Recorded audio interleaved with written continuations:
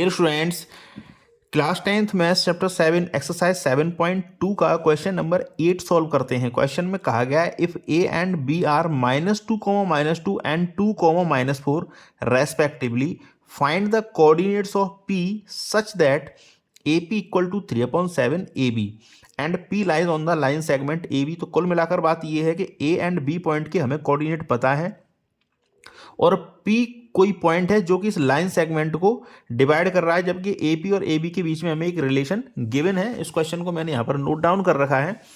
तो जो relation given है वो है AP इक्वल टू 3/7 AB, और A पॉइंट के कोऑर्डिनेट हमने लिख दिए हैं, B पॉइंट के कोऑर्डिनेट हमने लिख दिए हैं। साथ ही साथ हमें M1 M2 means ratio missing है।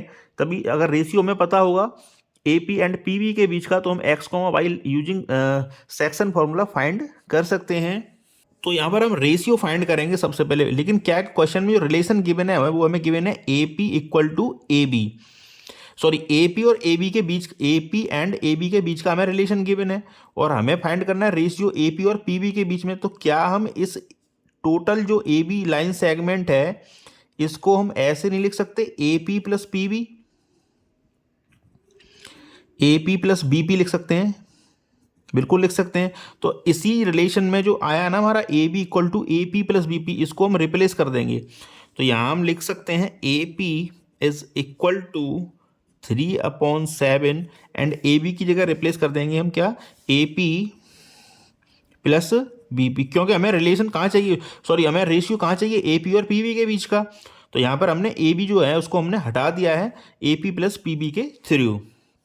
7 इधर डिवाइड में मल्टीप्लाई में चला जाएगा AP के साथ, तो 7AP हो जाएगा, ये इधर इक्वल हो जाएगा 3AP plus BP, bracket open करते हैं तो 7AP इक्वल हो जाएगा 3AP प्लस 3BP।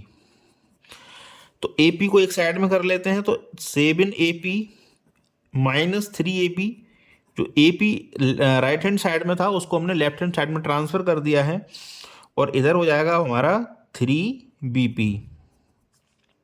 तो 7AP माइनस 3AP हो जाता है 4AP इक्वल टू 3BP। अब यहाँ हम लिख सकते हैं इसको AP upon BP equal to, AP के नीचे हम BP को ले जाते हैं, तो AP अपॉन BP इक्वल हो जाएगा 3/4। इट मीन्स जो रेशियो हमें चाहिए था AP रेशियो BP, वो हो जाएगा हमारा 3/4। सबसे आसान तरीका यही है इस क्वेश्चन को सॉल्व करने का। तो M1 हमारे लिए हो जाएगा 3 एंड M2 हमारे लिए हो जाएगा 4। अब हमें रेशियो पता चल चुके हैं, तो x, y जो कोऑर्डिनेट हमें फाइंड करने हैं P पॉइंट के, हम इनको फाइंड कर लेंगे। तो लिखते हैं using section formula x, y, और जो इसका फॉर्मूला होता है वो हमने लिख दिया। अब वैल्यूज हमको पुट करनी है, आंसर हमारा आ जाएगा।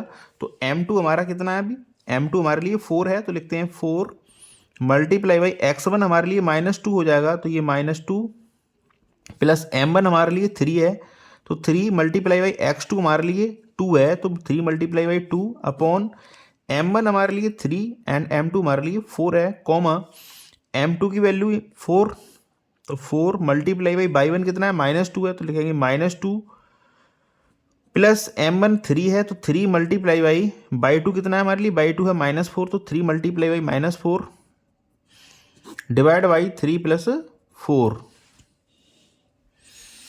सॉल्व कर लेते हैं इसको, तो 4 2 जा 8 मीन्स -8 प्लस 3 2 जा 6 अपॉन 3 प्लस 4 7 हो जाएगा, कॉमा 4 2 जा 8 मीन्स -8 एंड -4 को मल्टीप्लाई बाई 3 हो जाएगा -12 डिवाइड बाई 7, तो ये हो जाएगा -2/7 कॉमा -20/7। तो जो हमारे रिक्वायर्ड कोऑर्डिनेट्स थे वो हो जाएंगे -2/7 कॉमा -20/7। तो लिख देंगे इसके लिए हम, hence the coordinates of P is -2/7 comma -20/7। तो thank you very much for watching. Again आपसे रिक्वेस्ट है चैनल को सब्सक्राइब जरूर कर लें।